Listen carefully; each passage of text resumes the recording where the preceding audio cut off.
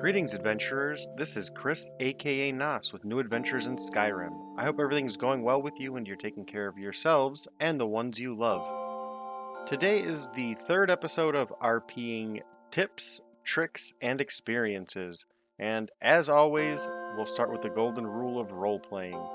Stop and always think. What would my character do? And why? That's the foundation of role-playing.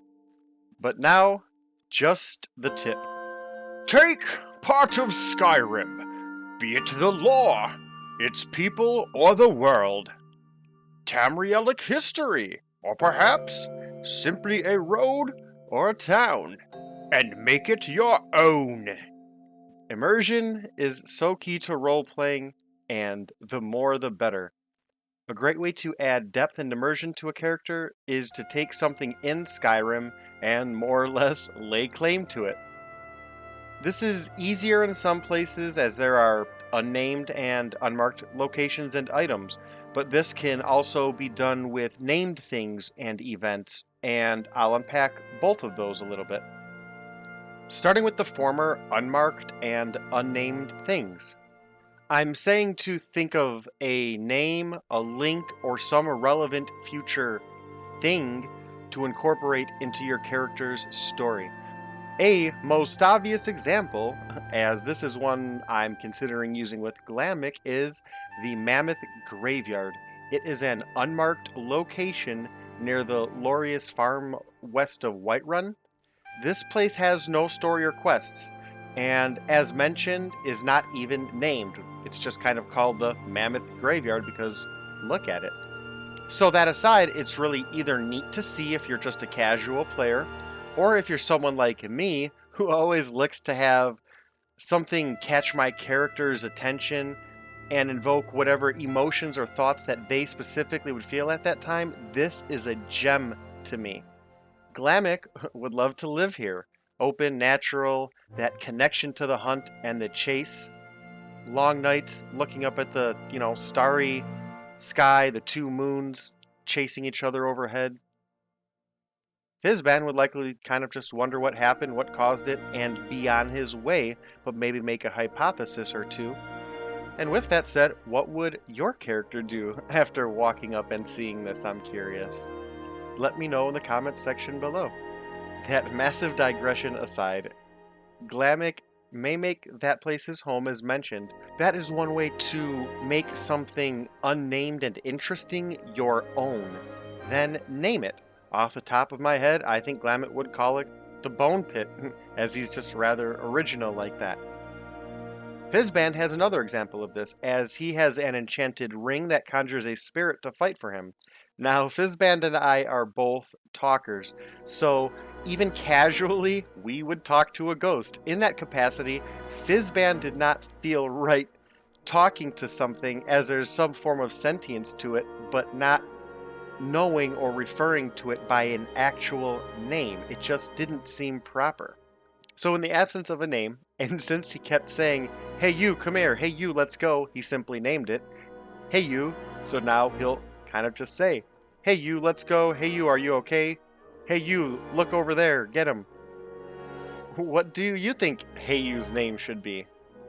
But this takes some mundane spirit that will fight for you mindlessly, and says a few combat lines, and makes him a plot device, a link to your character, a way to call back either angrily or comically, or, depending on the mood, perhaps somberly, or with great joy. He can look back at that one time he was supposed to help me and ended up running off to fight some rabbit or something like that. And Fizban could have almost died, and just kind of chastise him about that, randomly or when he's angry.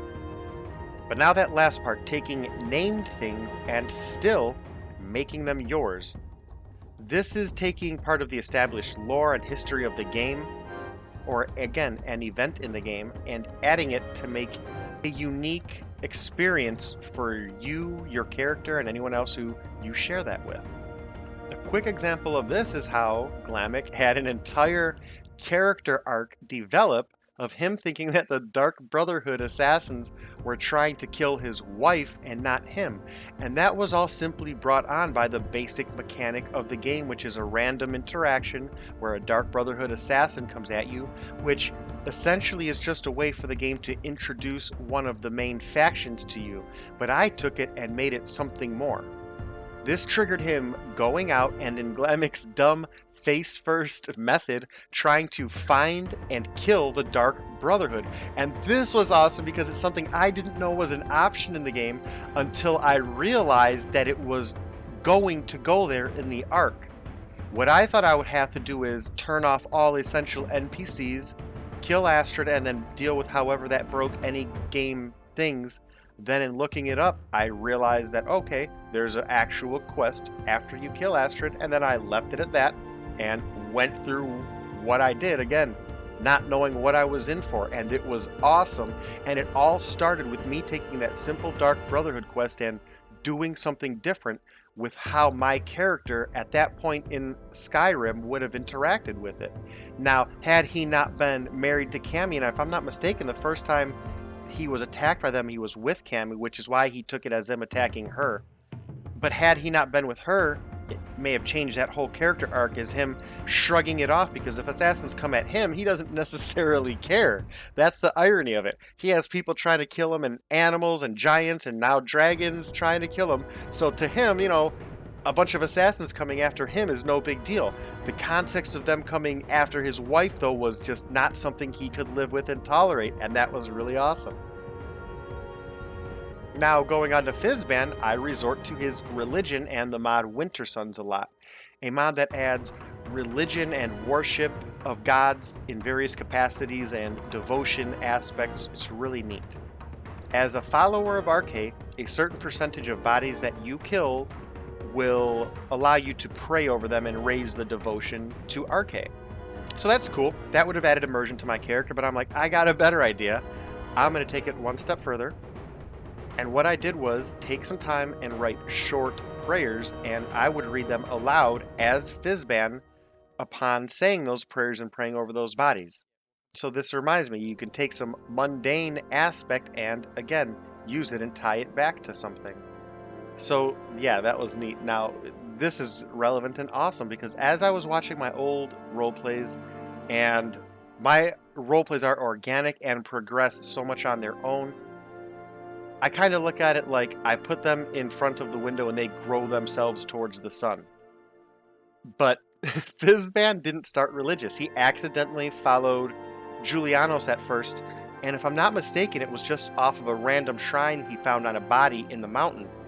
And that experience for him was lacking. So he started thinking about it and found Arcade. Eventually he was torn away from Arcade by Molag Bal at the end of his first chapter. So when I find a moment like this and can tie it all back together, it's so awesome. I'm going to play it, then show you how I made this mundane moment my own, and only after it happened and Fizban got to the point where something like this mattered. And again, for the context of it, I only made this connection when I went back to do Fizban's end of chapter roundup, and then looked back and saw this again through the lens of hindsight, and it was really awesome the way this worked out. Resistance.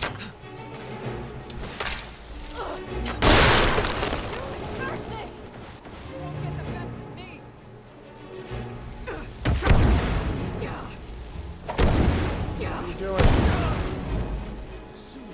They get controlled by the vampire?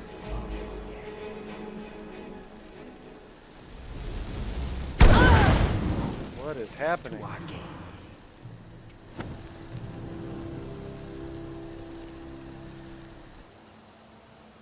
Alright. Well, here we go. 9 divines, take this soul. If not yours, show them home. Alright. Hey you. It's our first little thing. Maybe save this dude from Molag Bal.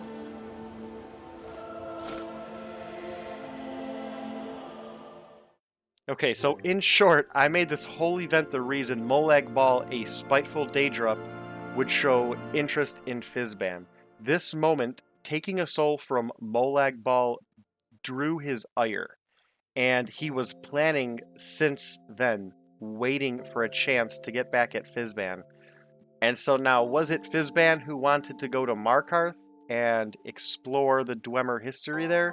Or was it Molag Bal guiding him, knowing the House of Horrors was waiting for him?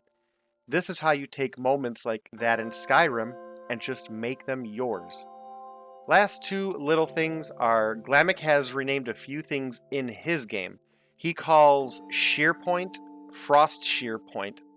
So that's one thing that, again, makes it personal to him. But after his massacre at the Western or Southern Pass, I forget which it's called, it's the one between Helgen and Riverwood in the west and Iverstead on the east. It goes around the southern part of the mountain there where the Greybeards are. Anyway, after an episode where he killed scores of Imperials and Stormcloaks and I think some vampires and anyone else unfortunate enough to be there, I think a horse died. In my universe, that's now referred to as Silent Pass, as everyone is scared to go there because of what they call the Red Wolf of Silent Pass, who is Glamick. Now, this is something I love more than anything, just my esoteric nonsense that probably means nothing to anybody but me, but Fizban has started to refer to it in his universe as the Silent Pass, as he had heard the tales of it and all of that. Eventually, that's going to be a tip episode in and of itself. Get meta and esoteric. Tie things back to one another. Make your own universe yours. But again, that's for another day. All of those massive digressions aside, I hope this was helpful. Once more, we are here to share tips, tricks, and experiences for role-playing in Skyrim. And today that tip was, take part of Skyrim. Be it the lore, its people, or the world. Tamrielic history, or perhaps a simple road or a town, and make it your own. So with all of that out of the way, and nothing more to say, it's time to hop back into the real world. Before I do, I hope everything is going well with you, and you're taking care of yourselves and the ones you love. Hope to catch you in our next adventure, and until then, cheers. This is Chris, aka Nos, with New Adventures in Skyrim.